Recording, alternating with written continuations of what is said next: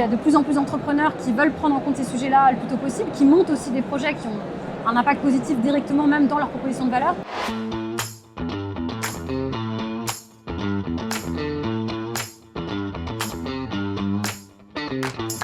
Bonjour, je suis Louise-Marie Véron, je suis la directrice start-up de Paris & Co.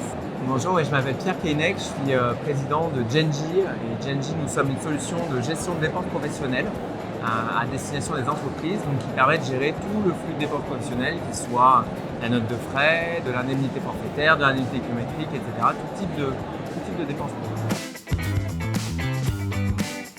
Le programme Impact de Paris & Co, c'est un programme qu'on a décidé de lancer cette année. L'objectif, c'était de se dire, voilà, ça fait maintenant des années que Paris & Co accompagne des startups de divers horizons dans leur croissance, dans leur développement marketing, commercial, leur RH, etc.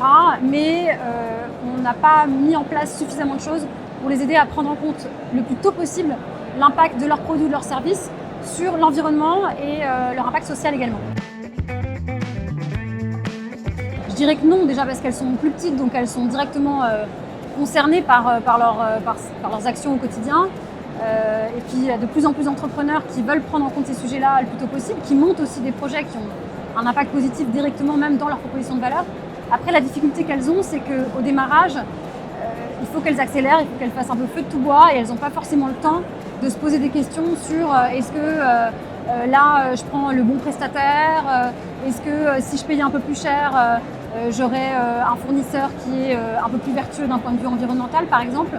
Et donc du coup, c'est important pour elles aussi qu'on leur apporte les moyens de prendre ce temps de réflexion et de sortir un peu le nez du guidon du business et de la croissance qu'il faut essayer de faire vite venir dans ces jeunes entreprises pour les aider à prendre ces sujets-là en compte. Quand on a lancé le programme, on avait deux objectifs majeurs. Le premier, c'est que chacune des entreprises qui participent soit capable de s'engager sur deux gros axes chacune. Le deuxième objectif, en lien avec ce que je disais tout à l'heure, c'est qu'il y ait une personne identifiée dans l'entreprise qui soit un peu référent du projet. Donc c'est le cas par exemple dans l'entreprise de Pierre, et dans toutes les autres startups ça a été le cas aussi. Il y a soit une personne, un des salariés, soit même un des associés qui a décidé de prendre complètement sur lui cette responsabilité. Donc ces deux objectifs ont été atteints, c'est une belle victoire pour nous. Des choses qui est les plus importantes dans notre bilan global, c'est toute la partie consommation électrique de serveurs. Donc ça c'est un sujet qui est très compliqué du fait déjà de l'accès aux données physiques, parce que vous savez que très peu de providers cloud publient leurs données.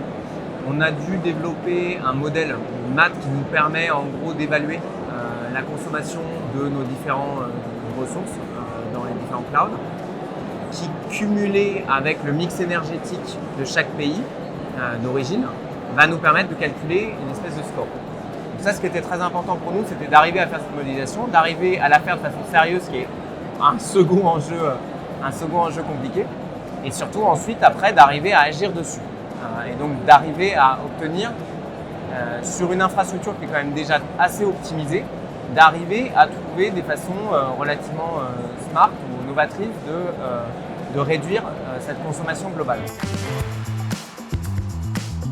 Pour moi, il y a plusieurs choses qu'on vient chercher au hacking. La première chose, c'est une espèce de contact avec un certain nombre d'acteurs qui vont innover dans des domaines qui sont soit connexes, soit peu connexes.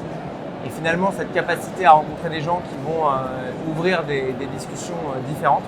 Et ça, je pense que c'est quelque chose qu'on ne faisait plus depuis 1 an et demi du fait des circonstances. Et je pense qu'il y a une vraie joie, ça se voit, d'énormément d'acteurs de pouvoir se retrouver, d'avoir des discussions intéressantes, d'avoir une capacité aussi à échanger sur des problématiques qui sont communes, puisqu'il y a quand même pas mal de sociétés qui vont être à peu près dans les mêmes types de taille, de structure et autres, qui vont avoir les mêmes types de problèmes. Et donc, je dirais que c'est pour moi un retour à un networking, un échange un peu plus physique, un peu plus sympa, et le fait de rencontrer les partenaires et toutes les différentes personnes de l'écosystème. Donc c'est une vraie joie.